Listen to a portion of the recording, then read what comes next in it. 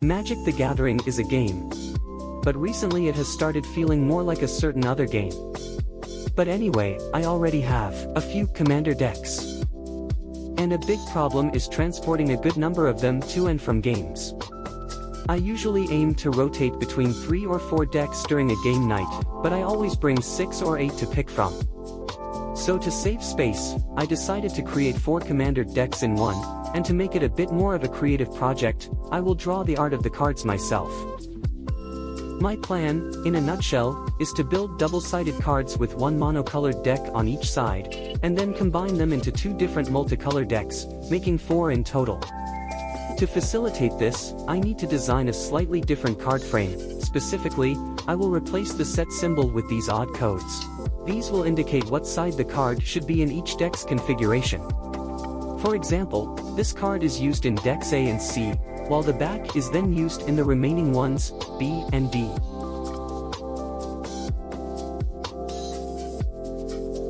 This allows for some interesting creativity in making cards fit, as there are also cards that are only used in one deck, like this one where this side is only used in A and none of the other. I'm printing these cards on my local library printer in black and white. Each sheet is about 20 cents, so I'm packing them as tightly as possible on each page to save money and filling any gaps with the titles for basic lands. My 4 commanders are Krark the Thumbless for deck A, Orvar the All-Form for deck B, Magnus the Red for deck C, and Iruth, Tormented Prophet for deck D.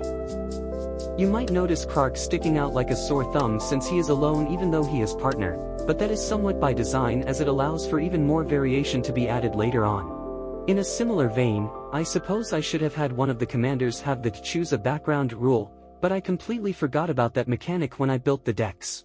2, 3, 2. The plans for each deck strategy is rather obvious. Krark wants to flip coins, make goblins and win with chance encounter. Orvar is a wizard tribal deck with many copy and clone spells. Magnus uses the clone and goblin tokens to make spells cheaper. And Iruth brings Mizzix, Replica Rider, to double up on impulse spells. There are also a bunch of Tim effects across all decks that help the secret commander hiding in ambush in both the multicolored deck, another 40k interloper, Gerson Starn. What about the mana base, I hear you ask? 38 basic lands and 2 non-basics. Each basic land is the same, a mountain on one side and an island on the other. They also don't have the deck configuration markings, since I want to be able to tweak the mana base according to each deck's curve, and that requires playtesting. But as a starting point, there are 19 of each basic in the multicolored decks. This also makes for a fun bonus, an optimal order to play the decks in. Going from deck A to deck B requires all 38 lands to be flipped over. But starting with playing a monocolored deck, then flipping only half the lands over to make one of the multicolored decks, then flipping the other half of lands over making the other monocolored deck, and finally flipping the half the other multicolored deck makes it so that you never have to flip more than 19 lands to swap deck. Here are the full deck lists.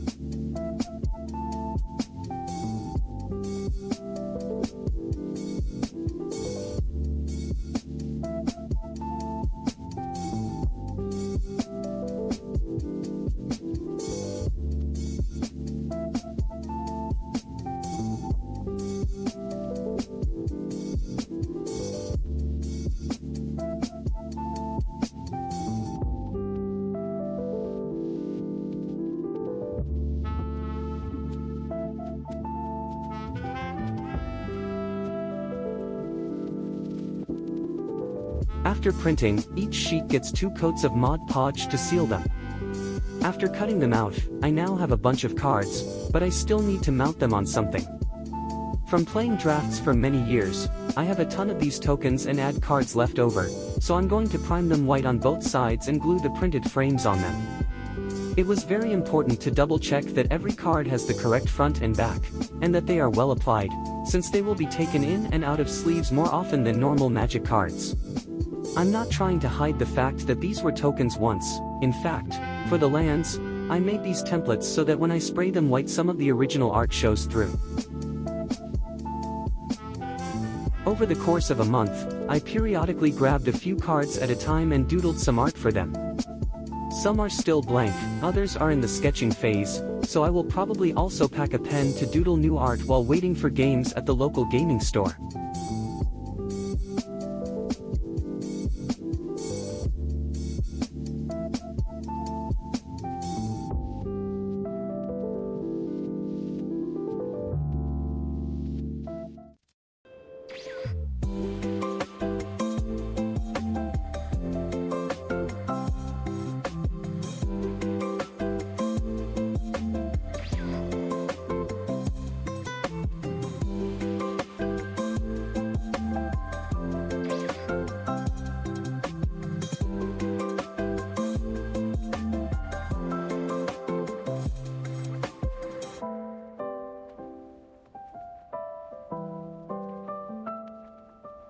As of the making of this video, these decks are yet untested, but I hope I get the chance to play them soon.